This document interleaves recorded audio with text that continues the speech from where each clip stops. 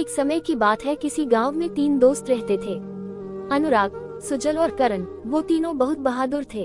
अगर गांव वालों को कोई भी परेशानी होती थी तो वो तीनों दोस्त मदद के लिए सबसे आगे रहते थे। उनके गांव में सब कुछ ठीक चल रहा था, सब लोग मिलजुल कर रहते थे।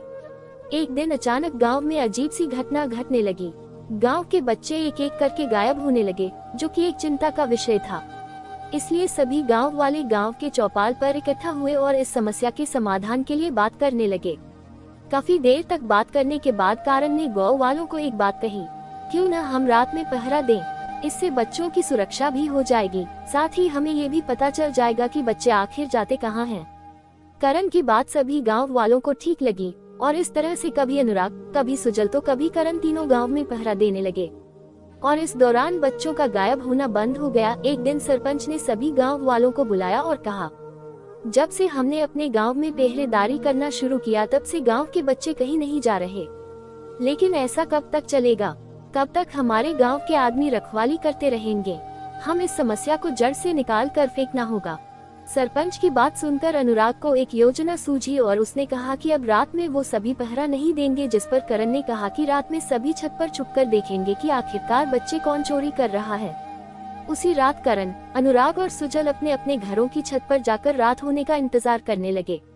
जैसे ही रात हुई, सुजल ने देखा एक बच्चा सुजल के सामने वाले घर से निकल कर जा रहा था।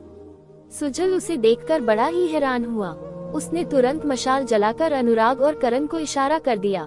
वो दोनों जल्दी से करण के घर की तरफ आ गए, लेकिन सुजल उनसे थोड़ा दूर निकल गया था क्योंकि वो उस बच्चे का पीछा कर रहा था। सुजल ने बच्चे को ध्यान से देखा तो उसे कुछ अजीब सा लगा। उसने देखा कि बच्चे की आंखें बंद थी और वो कुछ धीरे धीरे बोल रहा था, मैं आ रहा हूँ, मैं आ रहा हूँ, मेरा इंतजार करना। सुजल बच्चे के पीछे चल रहा था और सुजल के पीछे अनुराग और करण। तभी वो बच्चा घने जंगल की तरफ जाने लगा। उस घने काले जंगल में लोग दिन में जाने से डरते थे और वो बच्चा आंखें बंद किए रात में जा रहा था।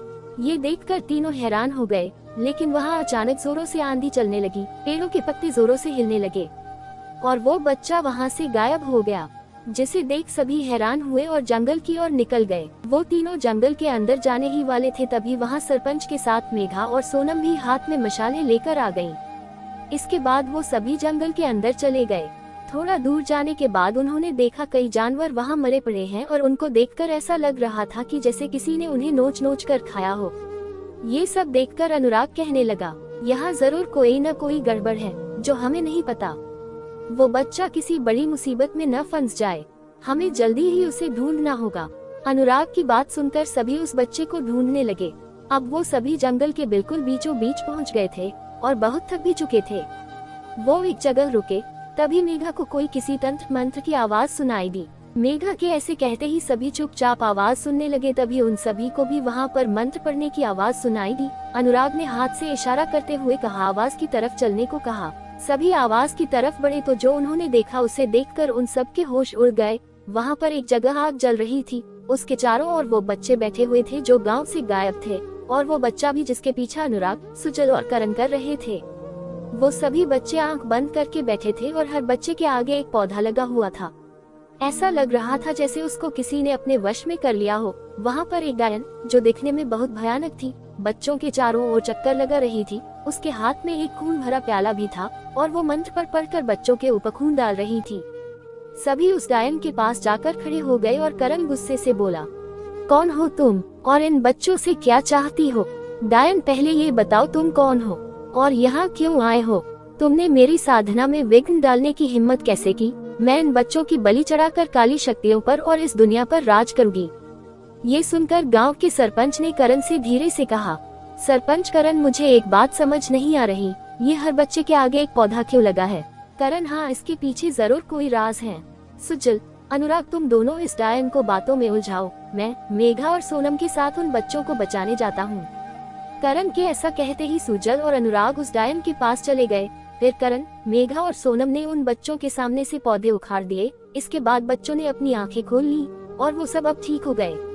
उनमें से एक बच्चा बोला, अंकल, इस डायन की जान इस खून के प्याले में है, इस प्याले को आग में डालने से ये मर जाएगी।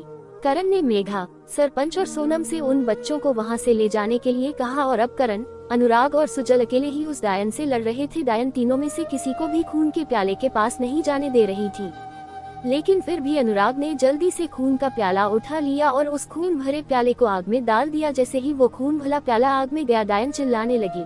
अब डायन पूरी तरह से जलकर राख हो चुकी थी।